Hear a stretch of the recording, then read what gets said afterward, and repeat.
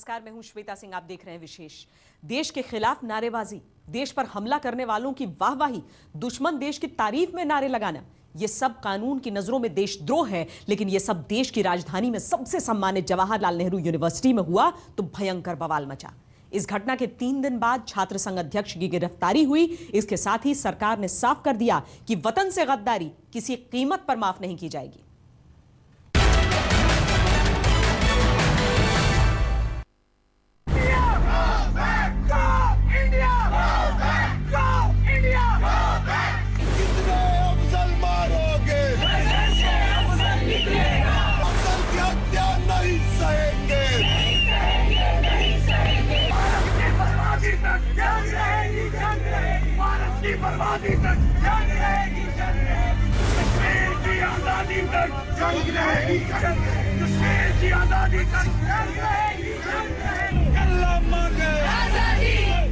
हिंदुस्तान के खिलाफ ये नारेबाजी उस यूनिवर्सिटी में लगी जो देश के पहले प्रधानमंत्री पंडित जवाहरलाल नेहरू के नाम पर बनी है।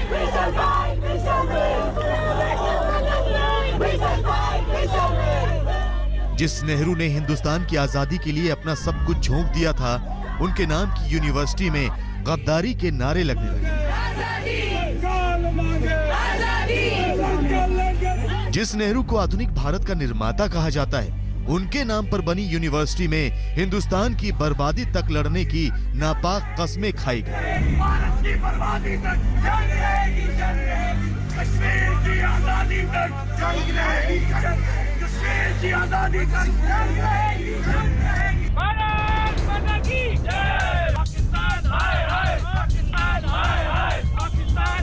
फिर तो हंगामा होना ही था। हुआ, लोगों का खून उबलना था, उबला। जेएनयू के सामने आम लोग जाकर नारे लगाने लगे कि देश के गद्दारों को सजा मिले। वो जेएनयू में घुसना चाहते थे, लेकिन पुलिस छावनी में तब्दील हो चुकी जेएनयू में उन्हें घुसने नहीं दिया गया। गद्दारी और उसके विरोध की ये गूंज सत्ता के शिखर तक पहुंची। गृह मंत्री बोले, बस अब कोई माफी नहीं, कड़ी कार्रवाई होगी। जेएनयू में जो कुछ भी हुआ है, इसके लिए मैंने पुलिस कमिश्नर दिल्ली को जो भी आवश्यक इंस्ट्रक्शंस देने चाहिए वो मैंने इंस्ट्रक्शंस दिया है, और उनके विरुद्ध कठोर कार्रवाई होनी चाहिए, और कठोर कार्रवाई होगी। बहुत ही दुर्भाग्यपूर्ण है। और इस प्रकार से भारत विरोधी नारे लगाने वाले अथवा भारत की एकता, अखंडता और संप्रभुता पर सवालिया निशान खड़े करने वाले लोगों को किसी भी सूरत में माफ नहीं करूंगा। पढ़ाई लिखाई के महकमे की मंत्री स्मृति ईरानी भी मैदान में आई कि भारत माता का अपमान बर्दाश्त नहीं होगा। आज सरस्वती की वंदना का दिन है और माँ सरस्वती हर परिवार को यह आशीर्वाद देती है कि उनके कंठ से जो स्वर निकले वो राष्ट्र को और उन्नत करने के लिए निकले, वो राष्ट्र को और सशक्त करने के लिए निकले। भारत माँ का जयगान हो, जय घोष हो। भारत माँ का अपमान ये राष्ट्र कभी सहन नहीं कर सकता। पूरी सरकार खड़ी हो गई कि जिन्होंने हदें पार की हैं, उन्हें कानून उनकी सीमा बताएगा। मुझे लगता है इस बार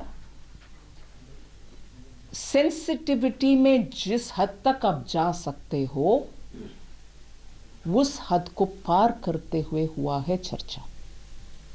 उसके वजह से आज बहुत सारे लोग पीड़ित है, दुखित है कि ये क्या है, क्या हो रही है। नतीजा ये हुआ कि जेएनयू छात्र संघ के अध्यक्ष कन्हैया कुमार को गिरफ्तार कर लिया गया। कन्हैया पर आरोप है कि हिंदुस्तान की बर्बादी के नारे वाली उस रात जेएनयू की उस सभा में कन्हैया भी था, बल्कि वही उसकी अगुवाई कर रहा था। इनके पास कोई सबूत नहीं है, मैंने स्लोगन नहीं लगाया है, ये झूठ है पूरी तरह से। हमारे अदालत में अभी हमारे एसडी ने मुझे जानकारी दी है, वहाँ के यूनियन के अध्यक्ष जिन्होंने नारे लगवाए थे, उनकी गिरफ्तारी अभी हो गई है।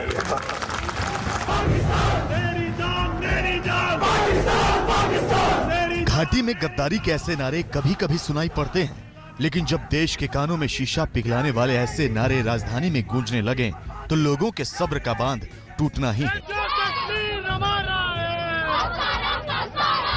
जेएनयू के सामने आम लोगों का सब्र टूटा तो इंडिया गेट के सामने आरएसएस का छात्र संगठन एबीवीपी सामने आया। जेएनयू प्रशासन जिस प्रकार लगातार इस प्रकार की घटनाओं को दबाता रहा है, इस बार ये घटना उजागर हुई है, इसलिए पूरा देश देख रहा है। हम लोग जानते हैं कि जेएनयू कैंपस में कितना हम लोग झेलते हैं।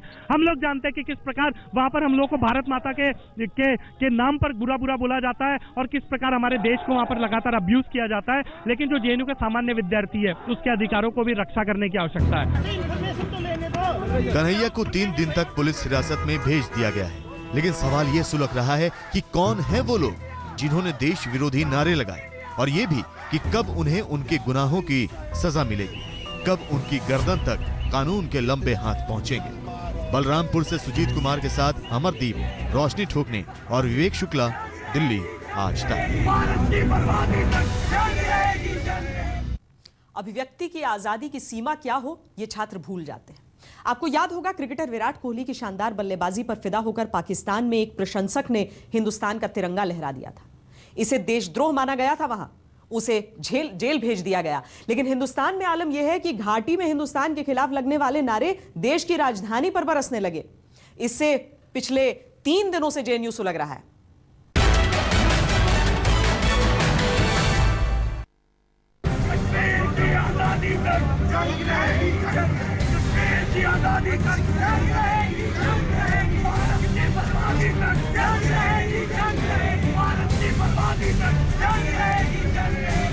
हिंदुस्तान के टैक्स पेयर के पैसे से मुफ्त की पढ़ाई, वजीफे अलग से और तालीम के नाम पर ही।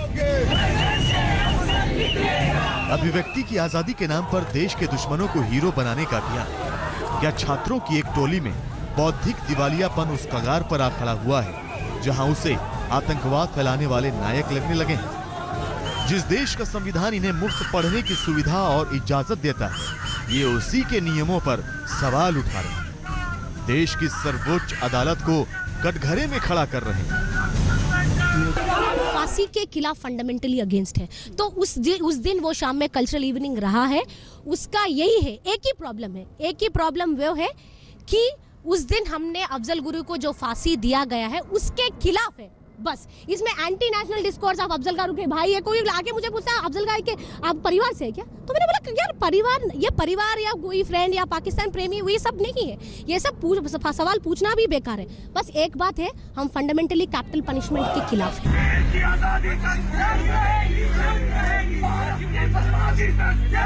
9 फरवरी को जेएनयू में देशद्रोह की ये तस्वीरें देश में आग की तरफ फैली और आक्रोश में बदल गई। एबीवीपी और अफजल गुरु समर्थक छात्रों में झगड़ा हो गया। तस्वीरें मीडिया में आ गई। इसके बाद सरकार हरकत में आई। अपने देश के विरोध में कोई नारा लगाए, ये कितना गलत बात है। इसको सारा स्टूडेंट्स सबको सोचना चाहिए कि अपने ही देश में इस तरह का नाराबाजी लगाना अपने देश के खिलाफ ये शोभा नहीं देता है।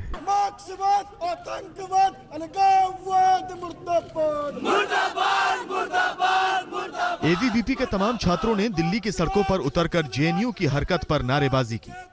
बिल्कुल देश के खिलाफ है ये। जिस तरीके से वो लोग पाकिस्तान जिंदाबाद के नारे लगाने लग रहे हैं और एक आतंकवादियों को कहते हैं तुम कितने अफजल मारोगे, हर गल से अफजल निकलेगा।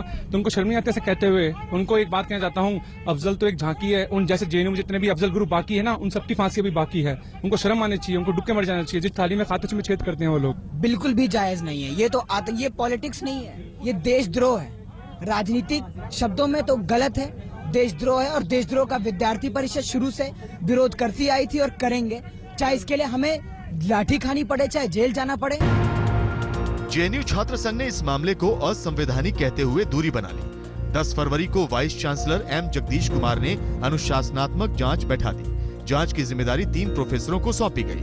इस बीच छात्र संघ और एबीवीपी एक दूसरे के खिलाफ कैंपस में विरोध प्रदर्शन करते रहे। शुक्रवार दोपहर को दिल्ली पुलिस ने छात्र संघ अध्यक्ष कन्हैया कुमार को गिरफ्तार कर लिया।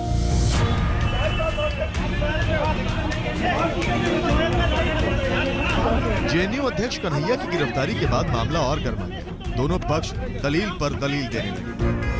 नहीं, पूरी तरह से गिरफ्तारियां होनी चाहिए। केवल एक व्यक्ति जो प्रेसिडेंट गिरफ्तार हुआ है उससे नहीं चलेगा।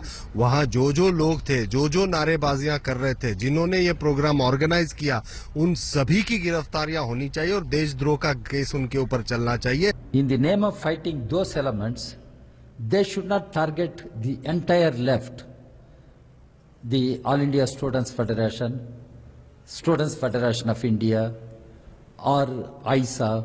They should not target the entire left. प्रगतिशील विचारों का ठिकाना कहा जाने वाला विश्वविद्यालय अब बीच बहस में है। आरोप देशद्रोह का है और दलील अभिव्यक्ति की आजादी की। लेकिन देश की आजादी और संप्रभुता को चुनौती देने वाली आवाज कभी अभिव्यक्ति की आजादी नहीं हो सकती। आप बोलते रहे हैं, अब भी बोलिए, लेकिन अभिव्यक्ति की आजादी को आतंकवाद और देशद्रोह की जुबान मत बनाइए। रोशनी ठोकने और अमरदीप के साथ विवेक शुक्ला, दिल्ली आज तक। तो वो कौन है जिन्होंने हिंदुस्तान के खिलाफ नारेबाजी की? अभी उनकी पहचान होनी है। इस बीच जेएनयू छात्र संघ के अध्यक्ष कन्हैया कुमार को गिरफ्तार किया गया, जिसका कहना है कि वो गद्दार नहीं है, न ही भारत के संविधान के खिलाफ काम करता है। 9 फरवरी को कार्यक्रम को कराने वाला वही था, लेकिन कन्हैया का कहना है कि वो बेकसूर है। जो एलिगेशन लगाया गया उसके ऊपर क्या झूठ है, इनके पास कोई सबूत नहीं है। मैंने स्लोगन नहीं लगाया है, ये झूठ है पूरी तरह से। कन्हैया ने अदालत में अपना पक्ष रखा कि जेएनयू छात्र संघ चुनाव में उसने एबीवीपी को करारी शिकस्त दी थी, इसीलिए उसे निशाना बनाया गया। वो कार्यक्रम का हिस्सा नहीं था और जिन 10 छात्रों ने वो कार्यक्रम कराया वो जेएनयू छात्र संघ से जुड़े नहीं हैं। जब एबीवीपी और नारेबाजी करने वालों के बीच टकराव हुआ तो उसने बीच बचाव किया था। इन सब के बीच सीपीएम महासचिव सीताराम येचुरी ने गद्दारी वाले वीडियो पर ही सवाल खड़े। जेएनयू छात्र संगठन के अध्यक्ष कन्हैया कुमार की तुरंत रिहाई हो, शिक्षकों और छात्रों की धरपकड़ बंद हो।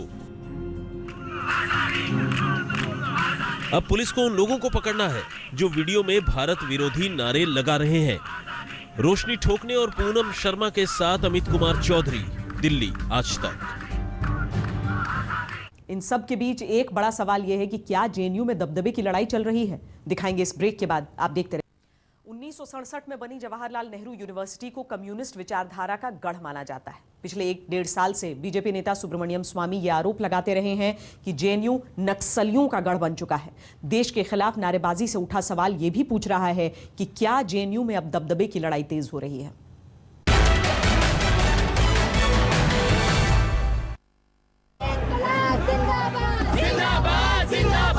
जेएनयू में छात्र देश की तमाम घटनाओं पर विरोध की आवाज उठाते रहे हैं।